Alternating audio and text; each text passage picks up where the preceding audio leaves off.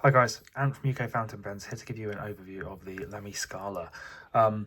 This is a pen that's been out for a long time. It won an honourable mention in the 2013 Red Dot Design Awards. It was first released in 2012, and Lamy has been releasing versions of it ever since. Most recently, the bright orange version with a gold nib that is currently on sale for around £295.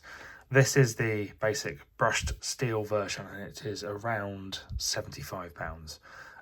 For that, you get a stainless steel nib, which is one of the usual slip-on Lamy nibs that you'll find across everything from the Safari and the LX to the Studio. I actually reached out to Colt Pens and asked if they would be interested in me reviewing this because I see people using and talking about the Studio to an extent, but I've never seen anyone using, owning, buying, or talking about this.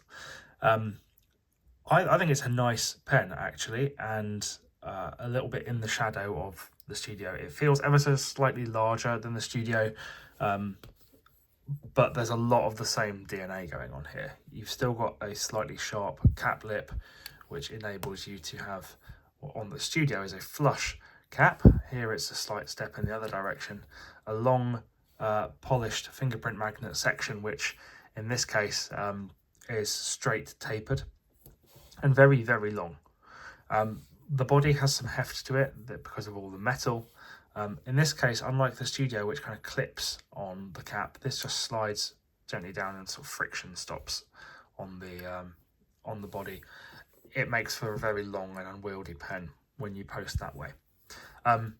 Just like the Studio, it has a machined clip. Unlike the Studio, though, it's not in the crazy propeller shape, which I find quite polarizing, although attractive. Here it's in a much more sort of conventional, flat Lamy clip. It's polished and doesn't have the same kind of crispness to the engravings that you would get on like a 2000.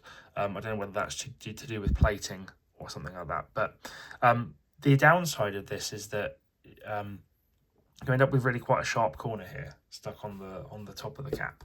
On a 2000, for example, it's hidden by the finial, but here it comes right up to the edge. And if you had that in, say, your inside jacket pocket, that top corner there would really jab into you if you caught it the wrong way. Inside, it's the standard Lamy cartridge.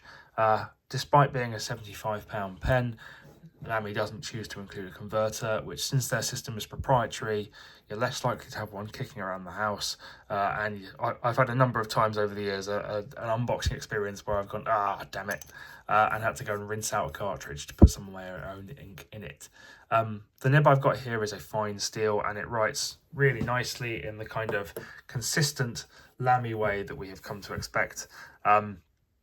It's crisp, it has a medium flow, it has no problems out of the box. I was very happy.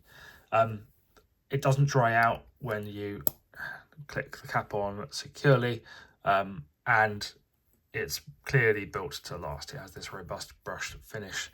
It's a metallic object, all good. I've got some size comparisons. I mean, I think probably the best one that you guys would want to see is against the 2000, where it's slightly longer when capped and also slightly longer when uncapped. If you're used to something like a Studio, this is ever slightly bigger. If you're used to the Ion, this is slightly narrower in the section and slightly smaller overall. But as you can see, it is a good sized pen. I have conflicting views on this. I think it's a nice pen. I think it's attractive. I personally am not a big fan of the brushed finish compared to some of the like piano black, for example. I think it is distinctive in its look and feel with this big chrome end here. But why would I recommend it over the Studio, which is about £20 cheaper? I don't have a good answer for you for that. The Studio has a sort of nicer, I think, visual in its curving section. The aesthetics are that bit more playful, and it comes in some really quite nice colours too.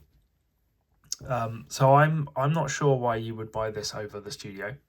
And when it comes to the premium versions, like the bright orange limited edition, which comes with a bottle of ink and has a gold nib, I don't know why you would buy that rather than, say, a Lamy 2000, which is also a piston filler, a more iconic design, and about half the price.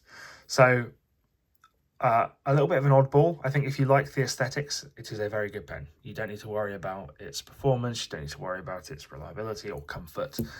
It is a good pen to own and use. But if you have other pens in the running, there is lots of choice at the sort of £65 to £75 mark from Faber-Castell, from all the other manufacturers that you're used to in that mid-tier. So don't be shy about trying one out, but this is not a doorbuster, in my opinion. There you go. More on ukfountainpens.com. Thanks a lot.